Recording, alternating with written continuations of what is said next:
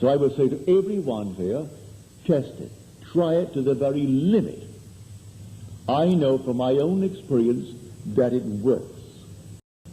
We have this immortal gift of mind and speech, and we do not differ in any respect from the gods. If we use it wisely, we will know we are not only immortal, but we are really the creative being of the world. Now listen to these words. I am the Lord,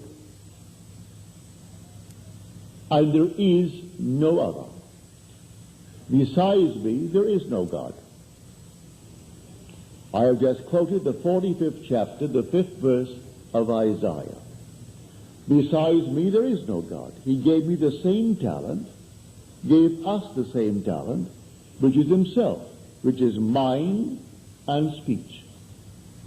I use the word imagination more often than I use the word mind. But here, to quote accurately, they said it was mind and speech. But I say I have the ability to imagine. I can form my thoughts in words.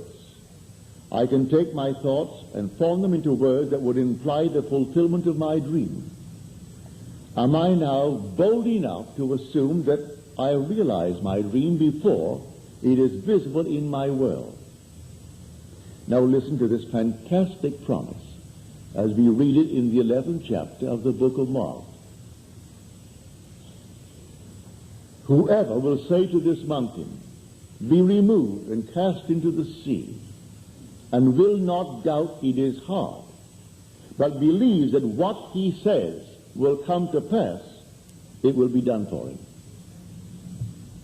Now you can take the word mountain either actually, or you can take it simply as an enormous problem.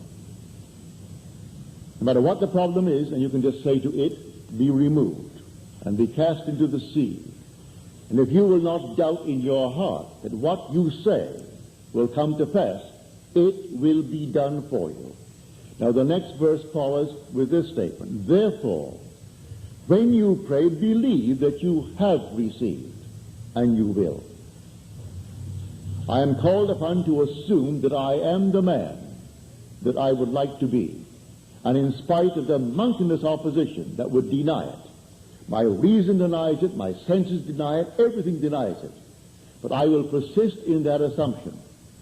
And then it will be done for me in a way that no one knows. So can you conceive of this way spoken of in Scripture? Now the early Christians were called the people of the way. And the word way is simply the new conversations, as told us in Ephesians.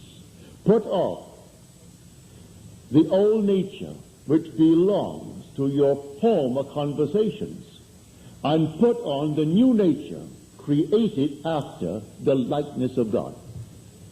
So I'm identified with my conversations, that my nature is simply my conversation. So mind, or rather speech, is the image of mind, and mind is the image of God.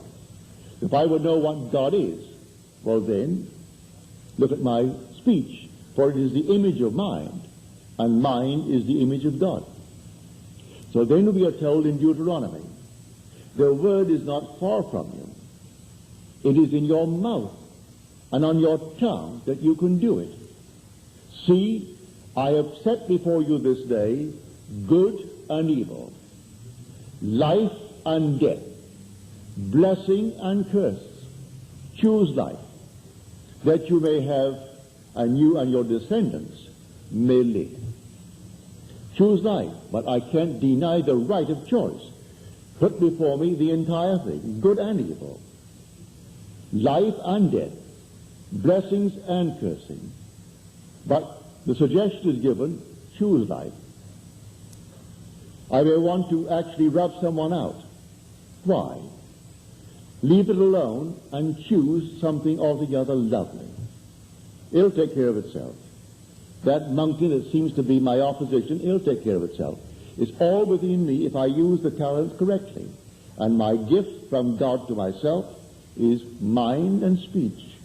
and I need not wait for the evidence to support it. In spite of the lack of evidence, I can precede it. Evidence will follow. The most creative thing in us is to bring a thing into being. And when the thing comes into being, it follows what I did in my own wonderful inner conversations. We are speaking beings, speaking animals. And as we are told, he gave it to us alone and to no other mortal creature. And this makes us the equivalent of the immortals. We are immortal by reason of the gift of mind and speech. Now I can misuse it, and the whole vast manifested world goes to show us what use or misuse we have made of the gift of God.